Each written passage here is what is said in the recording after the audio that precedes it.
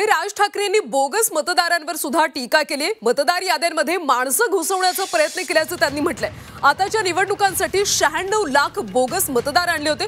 विविध शहर आणि गावागावात बोगस मतदार भरले असं राज ठाकरेंनी म्हटलंय। मत द्या की देऊ नका, मॅच फिक्सिंग झालंय असं सुद्धा राज ठाकरेंनी म्हटलंय। तुम्ही मत द्या नाही तर नका देऊ, मॅच फिक्सिंग झालेलं आहे, मॅच सेट आहे।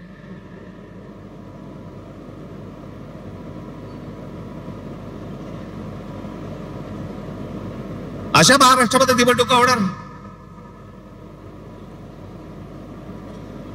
हे कोणत्या प्रकारचं षडयंत्र, ही कोणत्या प्रकारची लोकशाही आहे? आणि नंतर सांगायचं नाही नाही ह्यांचा एकही आमदार निवडून नाही आला, ह्यांचा एकही खासदार निवडून नाही आला। अरे येईल कसा?